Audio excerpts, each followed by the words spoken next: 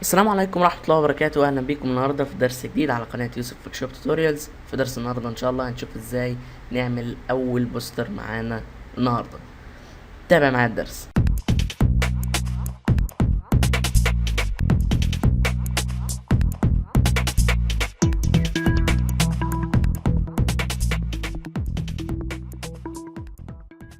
النهاردة إن شاء الله، ودي الصورة الأصلية هتلاقيها برضو في الديسكريبشن، وكل الملحقات هتلاقيها إن شاء الله بإذن الله في الديسكريبشن. دي الصورة الأصلية وده ما بعد الشغل. طيب نبتدي دلوقتي. بسم الله الرحمن الرحيم. نشوف بس الأول الصورة ديت قد إيه.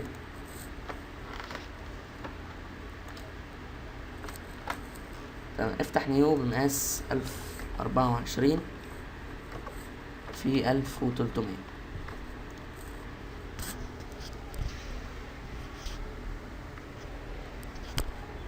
تمام. ناخد الريندر اللي احنا مستخدمينه.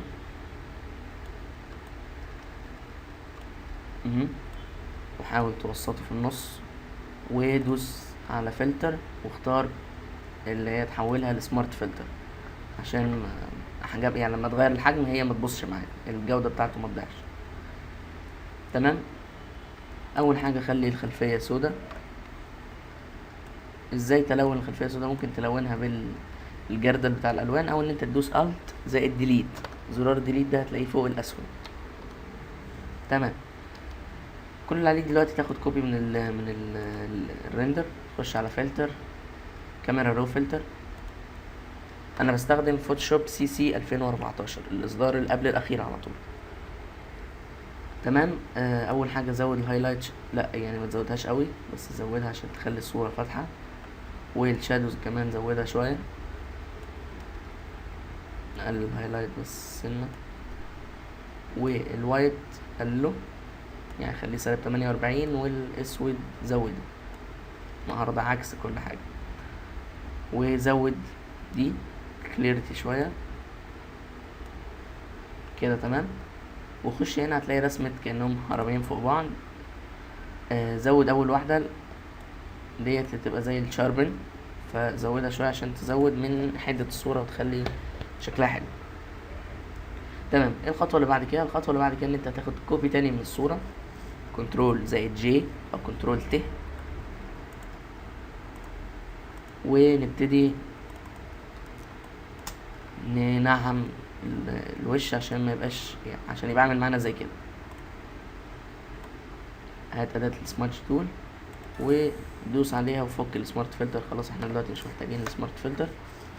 واعمل الحدة بتاعتها 25 او 26 زي ما انا عاملها يعني. ونبتدي ننعم، بس تنعيم قوي، يعني احنا عايزين الوش يبقى معانا كأنه ما فيهوش ابعاد، واحنا اللي نخليه ابعاد، يعني عشان دوت دايما مصدرات الافلام الخارقة بتلاقي الفيس شوية خارق، بطل خارق، مش زي وش البني ادمين. تمام. انا عملت درس النهارده بصوتي عشان في ناس كتير قالت ان يا ريت الدرس ده يبقى بصوت، عشان بس النهارده اول يوم العيد، بس الفتره اللي فاتت ومش كنتش عارف خالص اسجل الدروس بصوتي، فمعلش.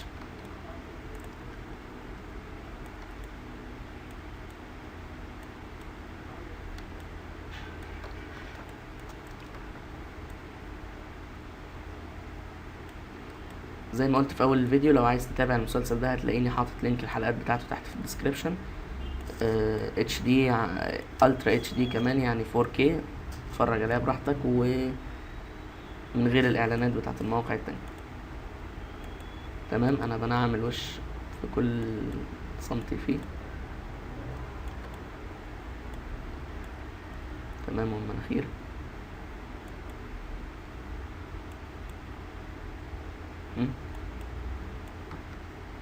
ومنطقة العين اللي تحت الماسك.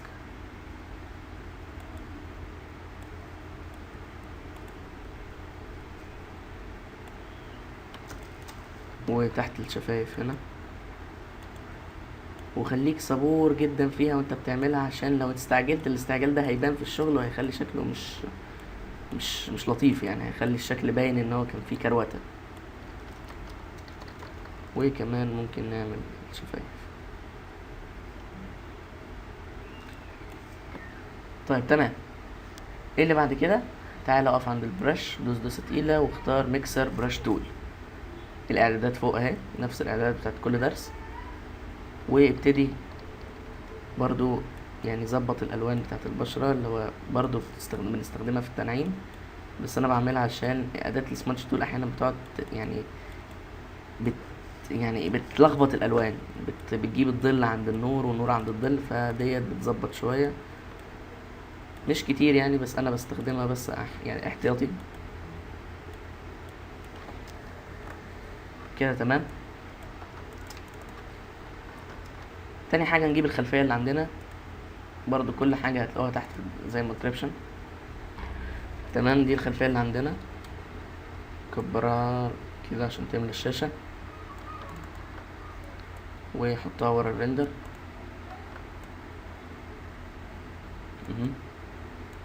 وخش على فلتر بلور، فلتر بلور، جوزيان بلور او لينس بلور، بس انا هخليها لينس بلور، فلازم افك السمارت اوبجكت، معلش. خش على اللينس بلور زود زود الدرجة بتاعته بكتير عشان مش عايزين تفاصيل الشارع تبقى باينة.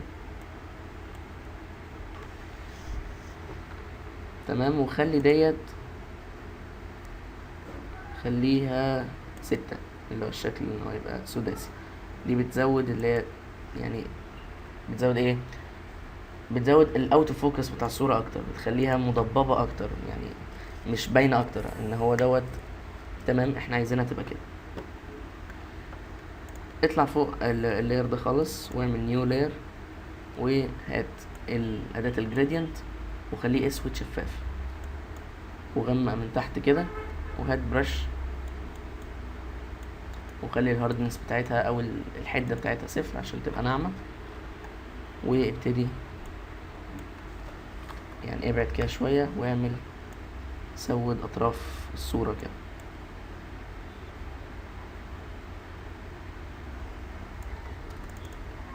تمام. ايه الخطوة اللي جاية بعد كده؟ لو تلاحظوا هنا في الصورة الأصلية في هنا برق. البرق ده مش صورة، البرق ده بيتعمل على الفوتوشوب، وهتشوفوه دلوقتي ازاي ينفع نعمله. بس قبل ما نعمل البرق انا بس حبيت اقول لكم، بس قبل ما نعمل البرق، تمام، عندك اللاير ده دلوقتي، ادخل على فلتر واستخدم فلاتر نيك كولكشن اللي انا نزلتها في درس قبل كده، نزلتها في فيديو قبل كده، هتلاقوه تحت في الديسكريبشن، لان ممكن ما تلاقوش الصوره ظاهره دلوقتي على قدام الفيديو. تمام. لما يفتح معاك فلتر نيك كولكشن، انا فاتح كولر افكتس برو، اختار من هنا، هتلاقي حاجه اسمها ديجيتال اكستراكتور اهي،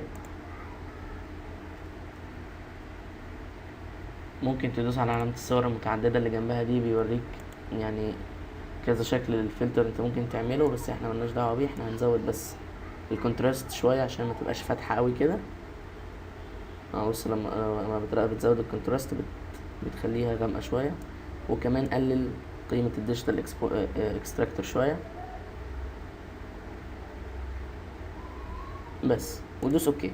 في ناس لما لما بتدوس اوكي ما بيظهرش معاها، انا بس هعمل كوبي للصورة. اما ما تعملش معاك الفلتر، دوس كنترول اف او كنترول ب، اللي هي بالعربي يعني، هتلاقي الفلتر بيبتدي يتعمل معاك اهو. الفلتر اتعمل، هو بس احيانا بيبقى معلق، فبيحتاجك ان انت تدوس له الكنترول اف دي. خلي المود بتاعها سوفت لايت، وقلل الاوباسيتي شويه، يعني انا خليتها 36%. خش على الادجستمنت من هنا واختار كيرفز او اللي هي الانحناءات. اولا دوس الت وخلي الليرين دول داخلين جوه بعض كده، وخلي دوت كمان معاه، وابتدي غمق سنة بسيطة كده،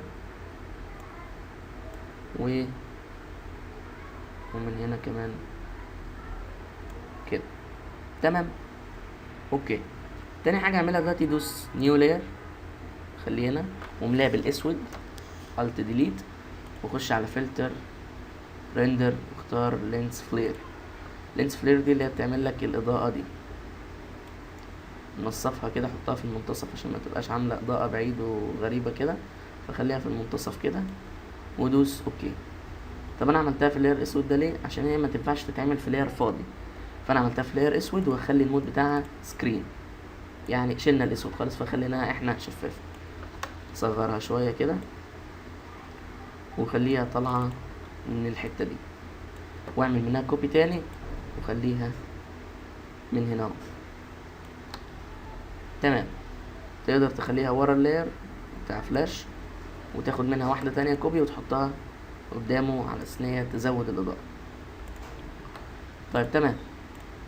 تعالى هنا عند لاير فلاش ودوس نيو، وبرضو خليه داخل جواه كده، وخش على اديت فيل واختار 50% رماد ودوس اوكي، وخلي المود بتاعها اوفرلاي، وابتدي اعمل تفتيح وتغميق، بس مش بتاع الريتاتش، تفتيح وتغميق اسطوري شويه. خلي الاكسبوجر بتاعها من فوق 15، انا اعملها 16 مش هتفرق. وابتدي غمق الحتت الغامقه، بس ايه، ما تزودش في التغميق، زود في التفتيح. التفتيح في الصوره بيدي شكل احلى بكتير. كمان اشتغل على الماسك، يعني غمق الحتت الغامقه اللي في الماسك كده. ومن هنا كمان، ومن تحت الشفايف، وحدد الشفايف كده، والحتة اللي بتبقى تحت المناخير او فوق الشفايف هي نفس المنطقة. تمام كده. واعمل كمان الماسك من هنا، غمق الحتة دي، الحتة اللي مفيهاش ضوء دي، وفوق الحاجب او فوق العين، والحتة دي حوالين العين دي دايما بغمقها كده. طيب تمام. هات أداة التفتيح وخلي الاكسبوجر بتاعها 20. تمام. وفتح الحتة دي، فتح المناخير والجنب التاني من المناخير ده، والخد، وجنب الوش ده زوده.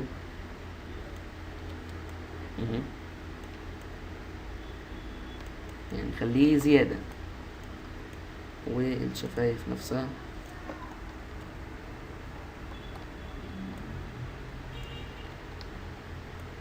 وفتح، خليها في الاخر هقول لكم عليها اوريها لكم. والماسك من فوق، والحته اللي فيها اضاءه دي.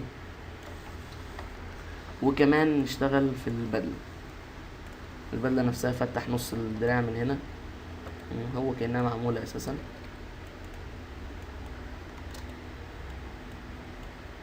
هات بقى دلوقتي اداة التغميق وخليها 100%، وابتدي غمق طرف الدراع من اليمين كده والشمال عشان يفضل المنتصف هو اللي منور.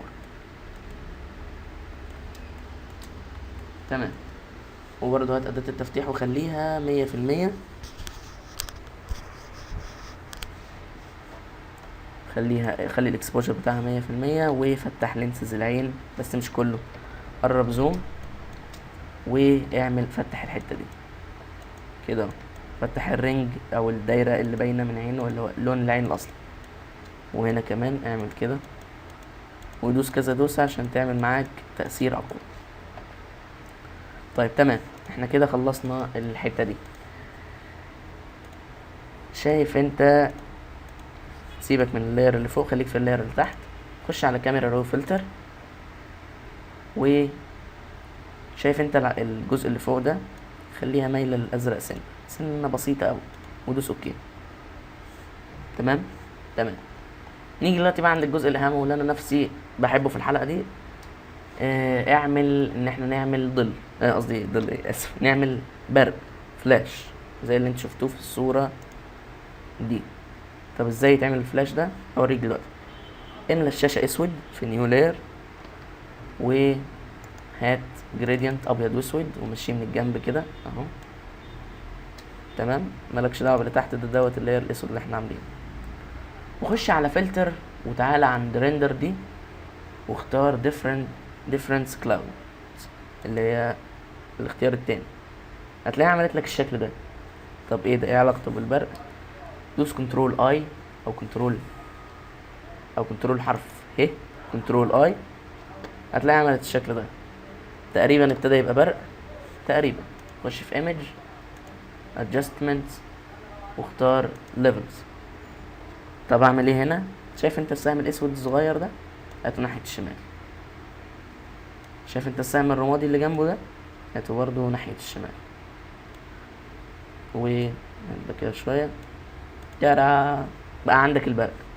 طب بس ده خلفيته سودا، خلي الليفل، خلي المود بتاعه سكرين بيشيل اللون الاسود خالص. ايه ده؟ طب حلو، طب تمام. لفه كده، دوس كنترول تي ولفه كده. هتلاقي انت دايس كنترول تي في هنا العلامة دي، علامة الشبكة كأنها متنية دي، دوس عليها. هتلاقي ان انت ينفع تتحكم في ان انت تخلي البرق بتاعك مايل لفوق، مايل لتحت. المهم انت خليه مايل كده، يعني يبقى جاي من تحت الشمال لفوق يمين كده اهو، ودوس انتر. هات اعمل له ماسك، وهات فرشة سودا، وابتدي امسح الاجزاء اللي ملهاش لازمة في البرق اصلا، يعني كده وابتدي امسح الحتة اللي تبينه مقطوعة دي كده اهو، ومن هنا كمان. بس ده لونه ابيض، لونه ابيض. طب تمام، اعمل ايه؟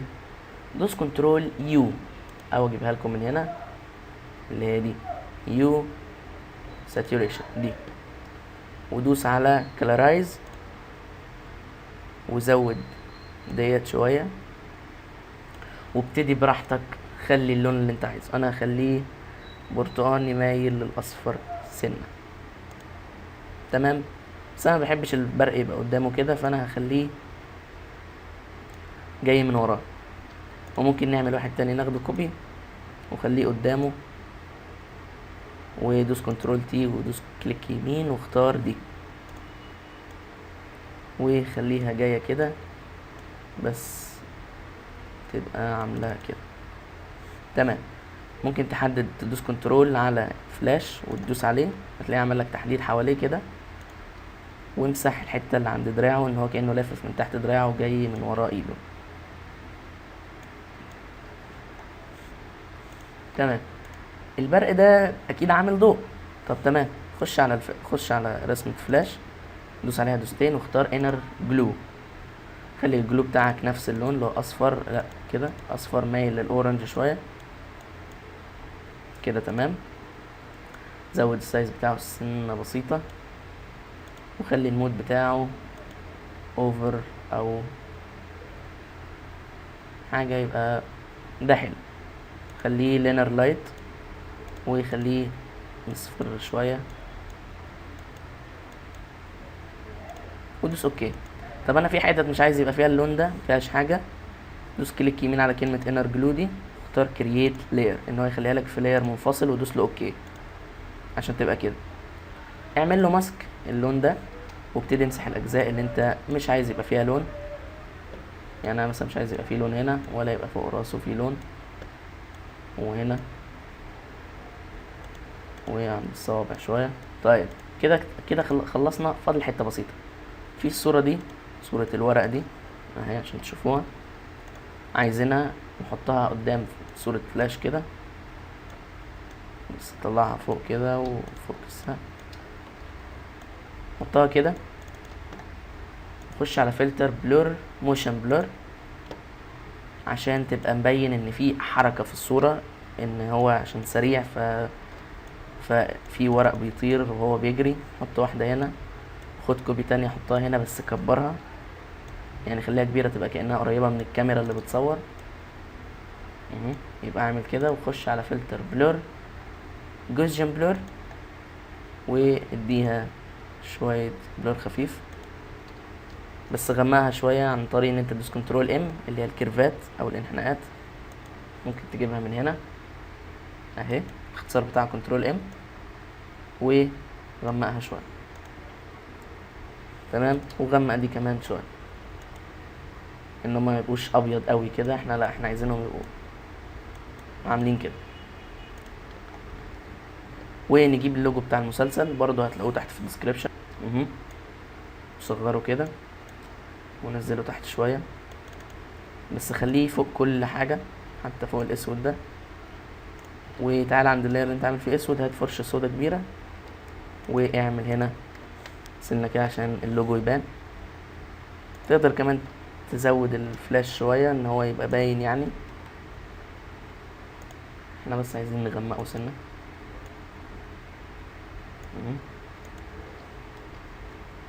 ونزود اللون بتاعه سنة. خد كل ده كله فوق في لاير واحد عن طريق ان انت تدوس كنترول شيفت الت اي. كتير انا عارف بس هي حلوة يعني هتعجبكم. واخر حاجة تخش على فلتر نيك كوليكشن كولر افكتس برو 4، وهتخش عليها. كل اللي عليك ان انت تعمل حاجة بسيطة بس، تأثير لوني خفيف شكله بيبقى حلو. هتلاقيه هنا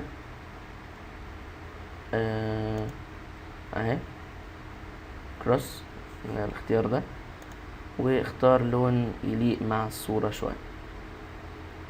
ده حلو. ده تمام. ودوس اوكي. ولو ما اتعملش معاك دوس كنترول اف تاني. وبس كده. عارف ان درس النهارده ممكن يكون طويل وفيه كلام كتير، بس ان شاء الله يكون عجبكم. لو عجبتكم الفكره يا ريت تدعموني باللايك وتقولوا لي في الكومنتات ان فكره الدروس دي عجبتكم، ان احنا بكره ان شاء الله او بعد ما اشوف ان الدرس ده يعني جه عليه اقبال نعمل دروس لافلام ومسلسلات تاني. اشوفكم باذن الله في الدرس الجاي. وكمان اللي دايما بقوله لكم، ما تنسوش ان انتوا تشتركوا في القناه، تعملوا سبسكرايب عشان كل حاجه تنزل تجيلكوا، يعني يجيلك نوتيفيكيشن من الفيس من اليوتيوب اسف. ما تنساش تعمل لايك للفيديو وتكتب لي رايك تحت في الكومنتات. ولو عجبتكم الفكره واستمر فيها ان شاء الله قولوا لي. كل سنه وانتم طيبين وعيد سعيد باذن الله. السلام عليكم ورحمه الله وبركاته.